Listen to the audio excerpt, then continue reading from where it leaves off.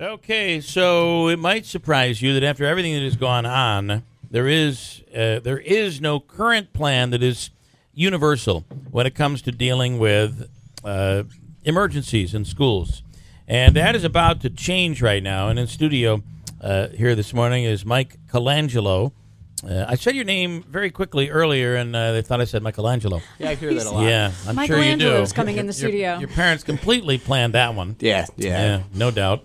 And also Brian DeRoshi, as Trooper Brian DeRoshi in as well. Good morning. Good morning. So am I correct in saying, by the way, my wife saw your presentation at New Hartford and told me when that happened, which goes back some months, right? Several months ago, or several weeks anyway, that I should get you on because she was very impressed. Great. But I guess there is no universal plan until now at schools across New York, right? Is that where we're at? I'll let Brian talk about that, the history. Yeah, absolutely, you're correct.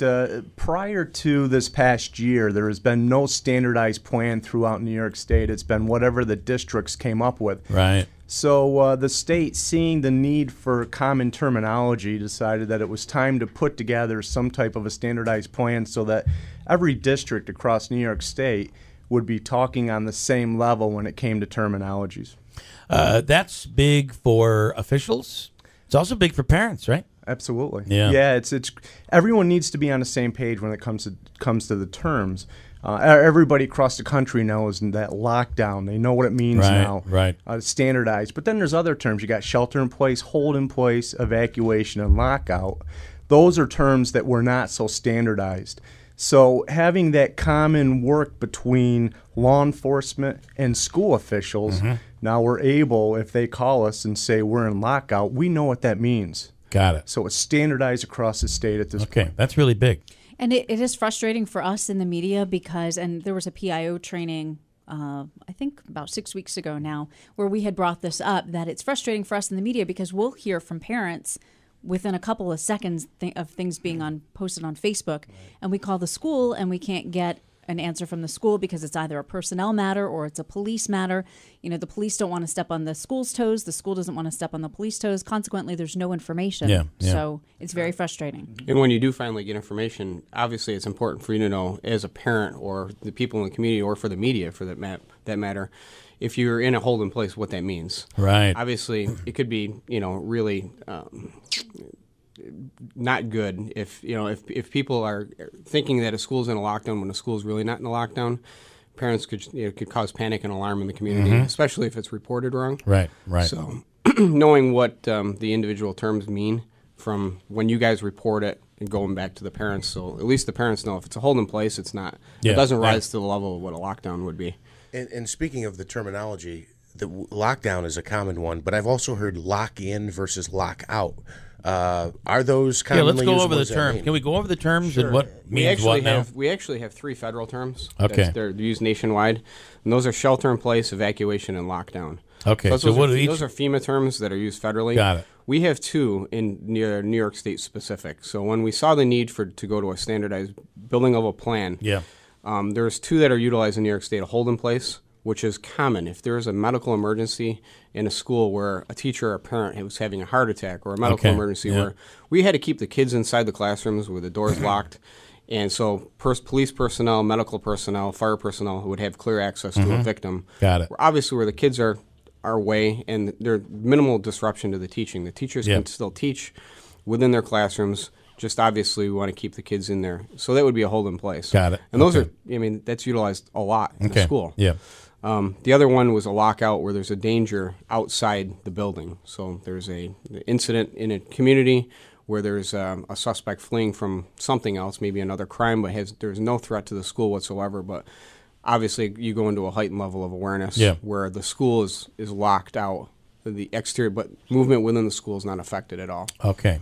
And then lockdown is something that we're still going to use or not going to use? Yeah, we are absolutely going to be using lockdowns. But we save lockdowns for the most egregious, dangerous situations. Got it. Where there's now I understand. Violence that's either imminent to occur, there's a threat of violence, or violence is actually occurring within Because lockdown has been used then inappropriately a lot in the last few years. It has, and lockdown is, you're right on. And it causes a panic. Spot on about that.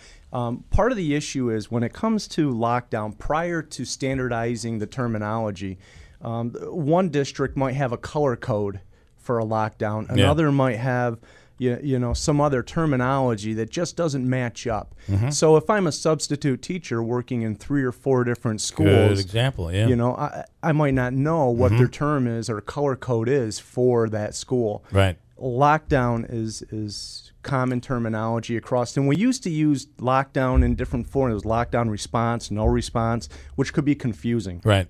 How is it that it's taken us so long to figure out this? Because when you really think about it, it's taken us a long time in schools. We go way back here. Brian and I worked together when I was an SRO, and we have been talking about this for years and years and years, and the need to, and we actually did it back in 2011. We standardized. We have through WIBX's safety office. We had a card, and we had some standardized terms. So we had all the schools on standardized terms, but it never has gone to a statewide. Got it. So this is something that we're obviously excited about because everybody now across the state, and we know administrators sometimes they'll get a different contract and they'll go to a different district. Sure. So whether it's It'll administrators, all be the same. teachers, Brian raised substitute teachers. That's a great example because substitutes, they can't be expected to know different terms in every different district that they might work in. Probably would be beneficial to have this become a countrywide, nationwide policy, right? I mean, well, again, 3 of the terms that we're using in New York State are FEMA terms. Right. So, if so every that kind of district standardizes. if every school district across the United States utilize that, obviously that would be beneficial. Well, and I hate to say too, with the age of social media, text messaging, that sort of thing, these everything gets sent out in an alert on your. Usually, you get stuff on your phone, so you need these short terms to be able to explain what's going on. Right? Absolutely. I mean, that's where that comes from. The other thing is the students many times have the phones, and they're tweeting out to their parents or messaging out, and that can cause a problem in itself. Yeah, it can, absolutely. If a student or a group of students start texting out to their family that an incident's occurring at a school, and now you have 40, 50, 60 parents showing up on the front door while law enforcement's trying to respond in as well, it can cause a lot of havoc. Yeah. So right. that makes sense. I would wonder, should this be something that, and did this start with you guys? Those plans started with some law that was put into place in New York State last year. Okay. The state did something right when they put in some terminology saying that we need a standardized plan. Yeah. So they put it forth to the state police to head up a group of individuals to come up with a standardized plan.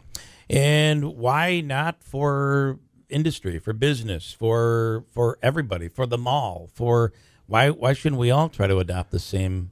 And we are pushing that terminology out to industry as well. As a school and community outreach coordinator for Troop D, I do a lot of training for businesses and corporations and community groups as well on these terms exactly. Okay. Yeah. But the fact of the matter is, too, if you teach the students, they will teach us, because my children often tell me, oh, well, this is what that means, Mom. Yeah. Because it's indoctrinated in their psyche. And where can you get the key, if you will? I'm going to leave some with you. Okay. But, like you said, we did have a PIO school. We had members of the media, and that's one of the things, from our standpoint at BOCES, we wanted to make sure that when it is reported out, that the media was on, that obviously you're reporting it accurately, too. Right.